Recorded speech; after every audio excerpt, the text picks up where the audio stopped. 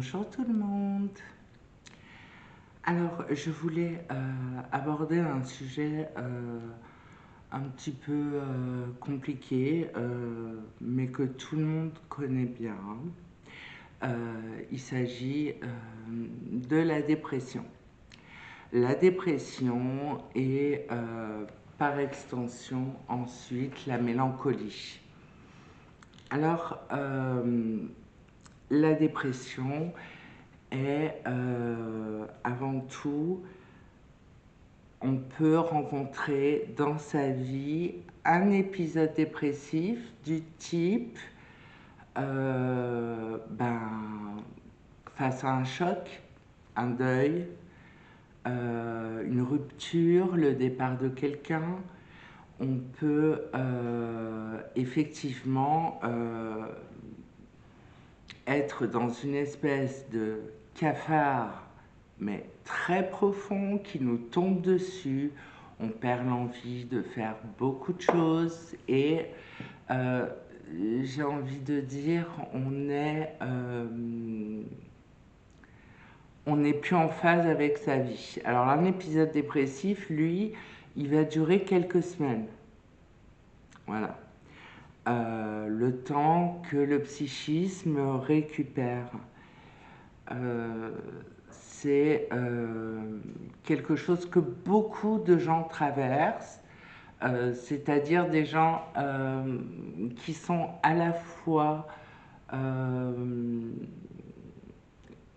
alors, je ne veux pas rentrer dans l'histoire du burn-out. Hein. Le burn-out existe, évidemment. Ce sont souvent des écroulements professionnels. On est épuisé. L'épisode dépressif, lui, est plus important quand même, dans le sens où, au niveau de la psychopathologie, de la psychanalyse et de la psychiatrie, il est pris en charge au niveau thérapeutique. On peut donner pendant un certain moment des anxiolytiques à quelqu'un qui traverse un épisode dépressif et qui, pour se remettre debout, va rencontrer quelqu'un régulièrement. Mais il y a des gens qui arrivent à s'en sortir seuls d'un épisode dépressif sans avoir besoin de demander de l'aide. Voilà. Deuxième phase, quand ils s'en sortent, tant mieux. Deuxième totem dont je voulais parler, c'est la dépression. Ce qu'on appelait avant la dépression nerveuse. Je pense que l'expression parle à tout le monde. Et ce qu'on appelait à l'époque de Freud et de Charcot la neurasthénie. Hein. Ce qui veut dire la même chose, dépression nerveuse, quoi. Hein. La dépression, elle, se caractérise par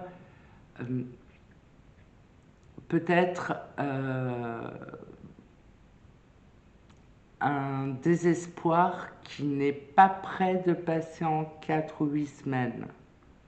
Là, une dépression peut durer des années et la dépression, elle vous tombe dessus sans crier gare. C'est-à-dire que vous avez, par exemple, dans l'épisode dépressif, une cause du réel à laquelle vous êtes confronté, par exemple, comme je disais, rupture, deuil, échec professionnel, ça peut être tout un tas de choses de votre environnement qui vous plonge dans un épisode dépressif. Tandis que la dépression, eh ben c'est, vous savez, comme le mal de vivre, on ne sait pas. On ne sait pas ce qui nous arrive. On se lève un matin, on est en dépression. On n'a plus envie de se laver, on n'a plus envie de sortir, on n'a plus envie d'aller travailler, on n'a plus envie de parler, on est concentré sur soi, on ne peut pas aller vers l'autre, mais on tient malgré tout debout dès qu'il y a une prise en charge. Alors là, la prise en charge est également double, donc il y a une prise en charge thérapeutique, il peut y avoir besoin d'aller en clinique ou en service hospitalier pour être entouré d'une équipe qui nous encadre, ou alors des rencontres avec un thérapeute qui soit psychiatre, psychanalyste, psychologue ou psychothérapeute aussi. À vous de trouver la personne qui vous convient. Ça aussi, c'est très important. La première personne rencontrée, le premier professionnel rencontré n'est pas forcément la bonne personne pour vous. Lors d'une dépression, on va souvent indiquer des médicaments comme les anxiolytiques et les antidépresseurs, pardon. Les antidépresseurs comme le Stilnox, la paroxétine, les anxiolytiques, bon, le Xanax, toutes ces familles de médicaments qui à la fois calment les angoisses et remontent l'humeur. Alors, qu'est-ce qu'il y a dans les antidépresseurs au niveau chimique? Qu'est-ce qui fait que ça marche? C'est quand même magique parce que les nouvelles familles d'antidépresseurs, avant il fallait 3-4 semaines pour que ça fonctionne. Maintenant, au bout d'une semaine, 10 jours, ça marche. Vous allez mieux, vous reprenez un petit peu de la bonne humeur, vous arrivez à reprendre la communication. Et ben, au niveau chimique, au niveau biochimique, on stimule la sérotonine. C'est-à-dire que c'est une hormone qui va dans le cerveau et qui va apporter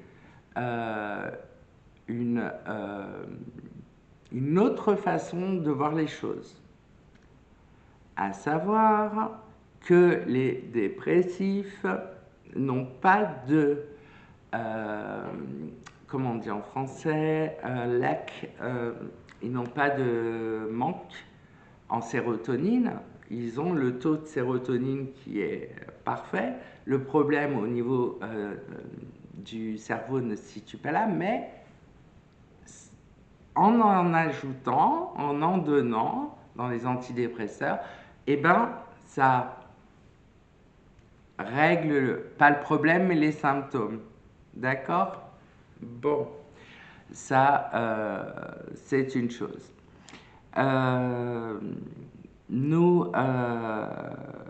Il y a des dépressifs qui arrivent. Alors donc là, on est vraiment dans une pathologie. Hein, c'est plus un épisode dépressif qui peut se résorber de lui-même. Là, on a besoin d'aide.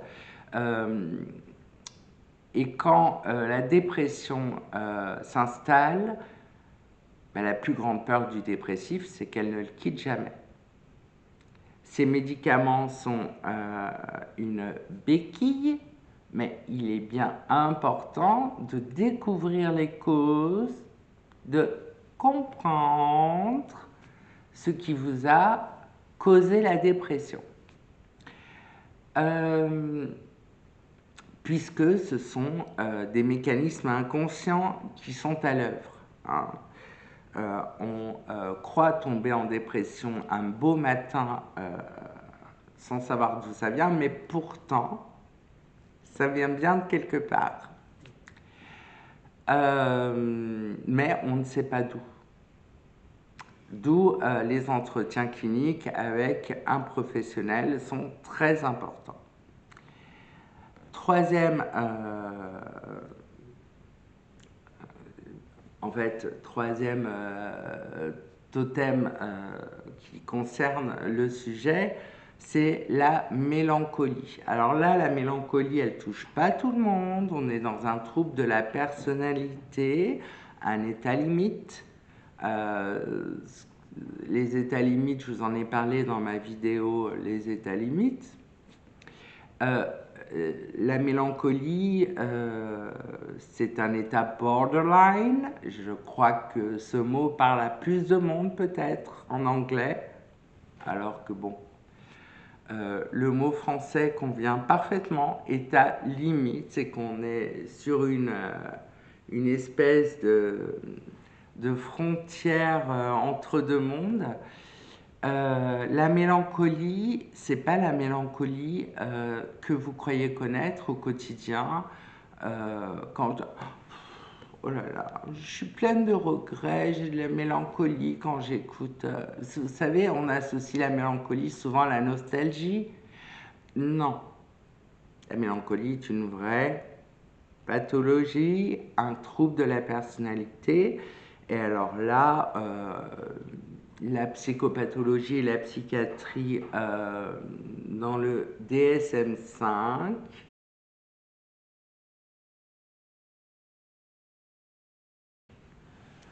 Le dernier outil nosographique qui décrit les maladies mentales et les symptômes, décrit 8 symptômes. Alors, je ne vais pas tous vous les citer, je ne vais pas tous les approfondir, évidemment.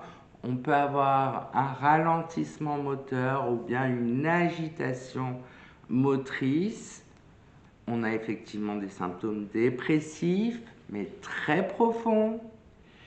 On a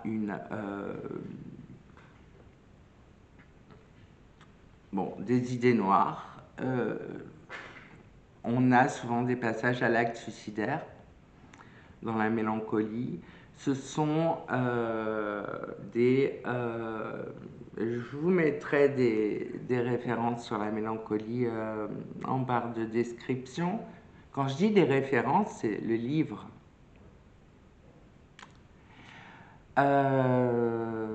Des livres, si vous voulez approfondir la mélancolie est donc un trouble beaucoup plus grave et quand elle apparaît, elle peut s'éterniser vraiment dans le temps. Alors là, au niveau du traitement, on va être sur peut-être plus des médicaments antipsychotiques, des antidépresseurs et des anxiolytiques. Alors pourquoi des médicaments antipsychotiques?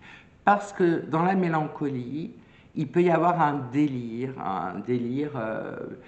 la personne, le sujet mélancolique se sent coupable de tout, tout est de sa faute et ce sont ce qu'on appelle des bouffées délirantes, mais qui ont un point de fixation qui est porté sur soi-même et la personne se décrédibilise, perd toute estime d'elle-même. C'est assez terrible et quand on est confronté dans le milieu psy à quelqu'un de mélancolique, évidemment, on va chercher à travailler sur les causes. Toujours pareil, les causes. Quelles sont les causes qui ont déclenché ce trouble qui est un trouble très grave puisque il peut mener au suicide. Alors, il arrive que dans les diagnostics, les professionnels puissent confondre euh, contaminer la dépression et la mélancolie. Mais bon, je pense que le traitement, voir si un traitement pour dépression fonctionne, c'est que ce n'est pas de la mélancolie. Si ça ne fonctionne pas, c'est qu'on est dans une mélancolie, dans quelque chose de vraiment très, très grave. C'est le cas le plus aigu de la dépression. Voilà. J'espère que je vous ai un petit peu éclairé sur la dépression et ses différentes formes. Je vous dis à dimanche prochain pour une vidéo psychanalyse, à jeudi pour une vidéo make-up. Et je vous remercie d'être encore là à regarder ma chaîne. À plus tard.